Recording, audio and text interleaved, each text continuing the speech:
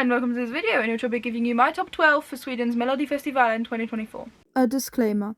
I hadn't addressed this before because I had hoped that the EBU would come to the correct decision by now, but since they have not, I do need to address it myself.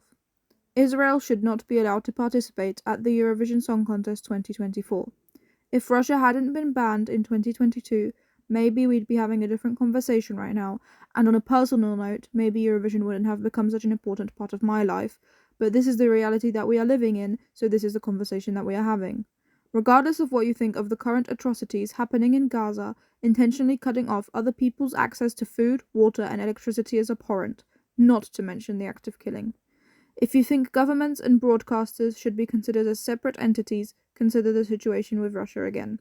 There is a video explaining why Israel shouldn't be allowed to participate linked in the description, and the creator also calls to action about what you can do yourself.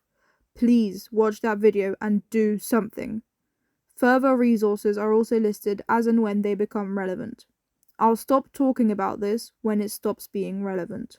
This is probably the latest I'm getting around to a national final. I've just had a very busy week since Saturday and I haven't been able to watch the performances and listen to the songs. I have gotten around to it now, so I'm excited about that. But I do think it's pretty cool that I get to see the staging, the complete package really, immediately, because that doesn't happen often. And this is the last national final of the season, I would argue. I don't know if Melodifestivalen or Festival de Canção will end first, but the songs from Melodifestivalen were released later because I was waiting until all the songs were released, as with the other national finals, so I don't have a worst day and rate a song badly because I'm having a worst day. Sweden is a powerhouse at Eurovision, of course. They've won 4 times in the last 25 years and they just seemingly can't be stopped. Hosts do have it harder though. It's not uncommon for the host country to come last. Maybe because all of the resources are put into actually organising Eurovision, or maybe because people don't want them to win again, I don't know. Having said that, I don't think it's impossible that we'd have a first double winner since the 90s in 30 years, and I haven't heard the songs yet, so I don't know. But I know there's some big hitting names in here like Marcos and Martinos and Dotter.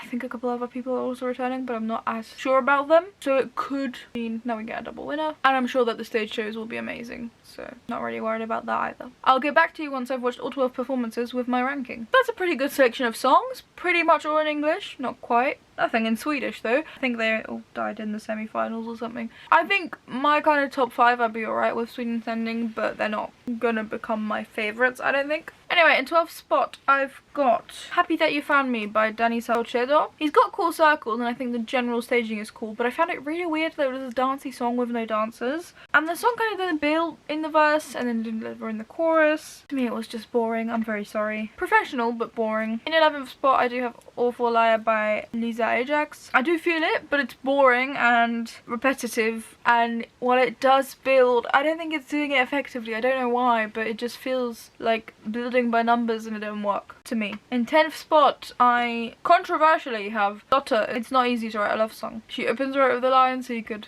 say roll credits right afterwards, but it's intense, just boring to me. I checked out during it and I don't know how that's possible because I generally like what Dotter sings, but this one's not for me. In 9th spot I've got When I'm Gone by Maria Sur. It does build and it has an intriguing choreography. It's sort of darkish dance pop, and while she does have a good voice, I think this will stay in Melodifestivalen, and it's a good opener for Melodifestivalen though, so I'm satisfied with that. In the 8th spot I've got Light by Annika Vicky Halder. It's another sad girl ballad. It feels like it's taken out of the 2010s Eurovision, early 2010s, and or maybe up to about 2017, 2018, but it feels like we're kind of past that and generally we're over it. It's powerful and has a great jury note, and to me it's cool. I do enjoy it, but I don't think this is what Sweden should be sending to Eurovision 2024. In the 7th spot I've got Effortless by Jacqueline. It was a pretty good staging. Because of the single colour, the box, instead of a line and 4 dances, it did slightly remind me of Je me casse. I found it interesting that Katsi Opea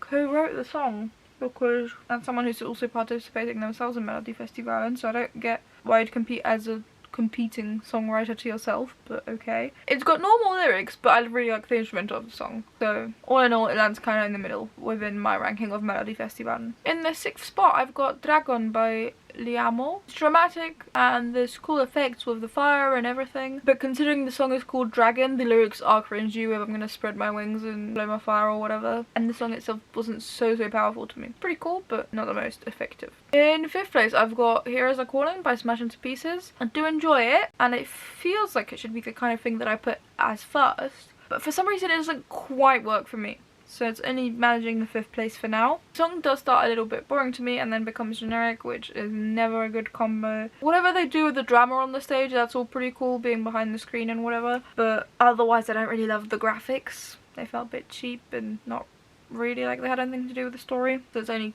coming in the 5th spot. In my 4th spot, I've interestingly got Back to My Roots by J. Smith, which I really did not expect to like. And I still feel like I shouldn't like, but I do. It's got that little added element of rockiness that makes me like it. It does feel a bit sped up, and I'm wondering if that's to deal with the 3-minute limit. And it's definitely unexpected from Sweden. I did not imagine this would be taken part at Melodifestivalen. That's pretty cool. It's like guilty pleasure enjoyable for me because I do not understand why I like it. In the 3rd spot, I do have Unforgettable by Marcos and Martinus, which I think that's mostly probably for staging. I think the song is a little bit boring to me, and it's also like ravey, which is not my thing at all. It does sound like them and the staging score with the box getting bigger and all the lights and everything, different shots from above. It's all really effective and they're great performers, so it deserves a 3rd spot in my ranking. In the 2nd spot, I've got Que Sera by Medina, the song in Spanish. I think it's a pretty good party song, pretty good for a radio song, and it's just really fun to listen to. I like the neon bike as well. It's a little bit anthemic, very fun, and with cool staging, so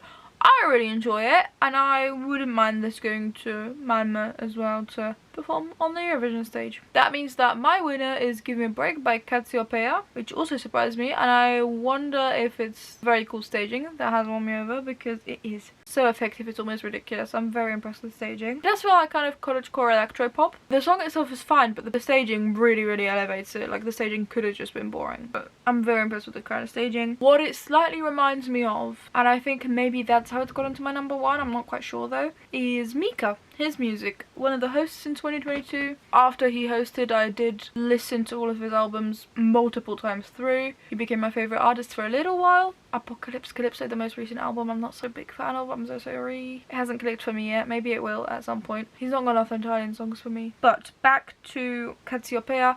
Yeah, I think this is a sound and a song that Mika could have also sung, and my brain's gotten rewired to enjoy that or something in the last 2 years, so I enjoy this as well. Not to say that it's a bad song, I just didn't quite expect myself to enjoy this one so much. I'd be happy with that, but honestly, Que Sera would also be a great choice. Unforgettable is fine.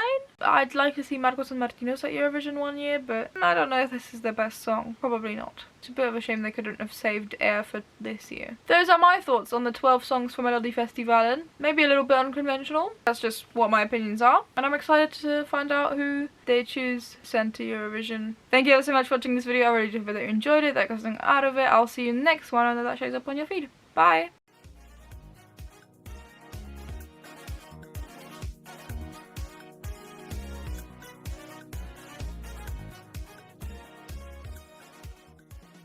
Ah, thumbnail! Oh, what a crazy concept. I've not done a thumbnail in so long.